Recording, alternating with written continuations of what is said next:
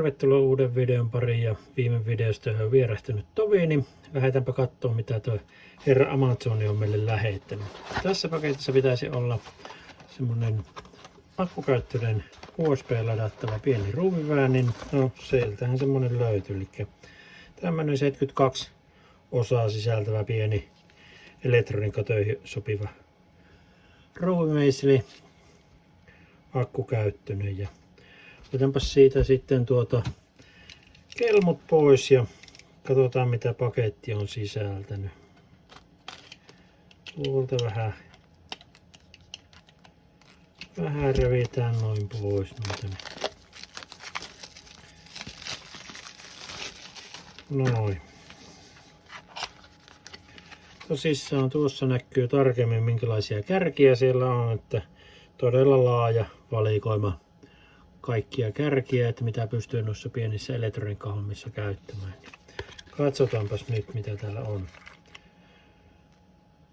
Tuommoinen vähän niin kuin simmikortin aukaisu, avain, pieni USB-C, USB-A välijohto, jolla saadaan tää ladattua. Tämä taitaa olla joku magneettinen, saa magnetoitua ja poistettua magnetoinnin niistä ajopäistä. Mitäs muuta? Hyvin tiiviisti pakattu ja noin.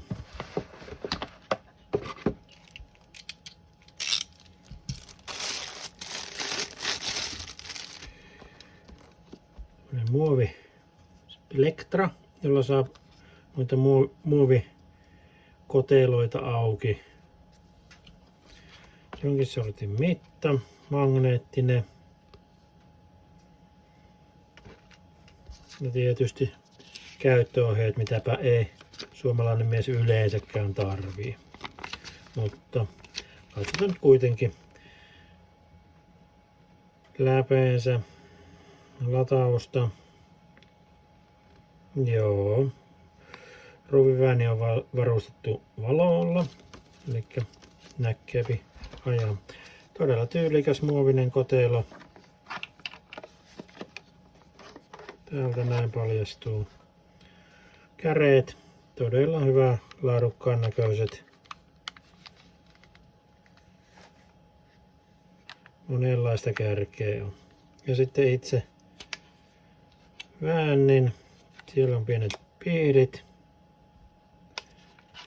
ja pieni avaustyökalu. Ihan mielestäni ihan hintansa väärtti. Tämä oli noin 20 euron luokkaa. Ei ole kovin kummonen tämä väännin. Kokeillaan, olisiko siellä vielä virtaa. Kyllä siellä on. Eli tuosta nähdään, että valo syttyy ajopäähän. Se näyttäisi olevan täysakku. Valon saa tuosta päälle pois.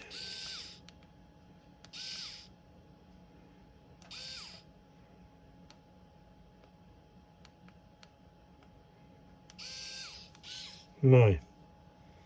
Laitetaanpa tämän lataukseen ja katsotaan sitten tositoimissa, että mihinkä tästä on. Palataanpa sitten asiaan. No niin, jatketaanpa sitten tästä ruuvinvääntimestä. Nyt se on meillä jossa latautunut ja todella kätevästi saa tuollain koteloon suoraan ladattua USB-C:llä. Otetaan latausta pois ja otetaan tuo ruuviväänin tuolta vielä uudelleen esiin ja katsotaanpas tarkemmin. Eli tässä on 5 momenttia 0,1 tuonne 0,5 newtonmetriä ja 5 newtonmetriä sitten niin kuin käsikäytöllä jos väännetään, niin sen se kestää. Tuosta me laitetaan päälle, noin se vilkuttaa siinä 1, 0,1, 2, 3, 4 ja 5, eli suurin momentti. Noin. Laitetaan valot päälle ja noin. Laitetaanpa siihen sopiva kärki sitten. Noin, nyt meillä siinä on sopiva kärki otettu tuolta ja laitetaan valot päälle noin ja kokeillaanpas tuohon. Mulla on tommonen Korian tällä Dellin kannettava, niin kokeillaanpas aukoa. Näin.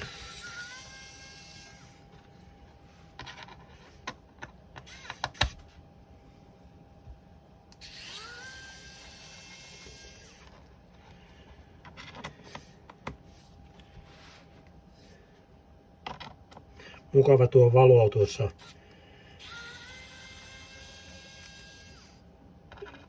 ruuvi ympärillä, tuon käreen ympärillä, niin kyllä ne aukeaa tosi hyvin. Tosi hyvin, että kyllä voin suositella nyt tämmöstä.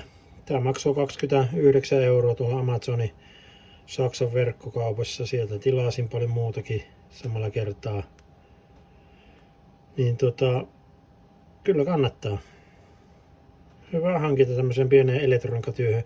Pystyy kaikkeen elektroniikkaan, kameroita, puhelimia, läppäriruuveja, läppäristä ruuveja.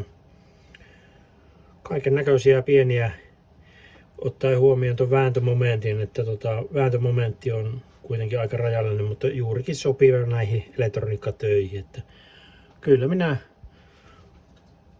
annan vahvan suosituksen tämmöiselle. Säästääpä rannetta vääntäessä, kyllä tää todella hyvin toimii. Suosittelen.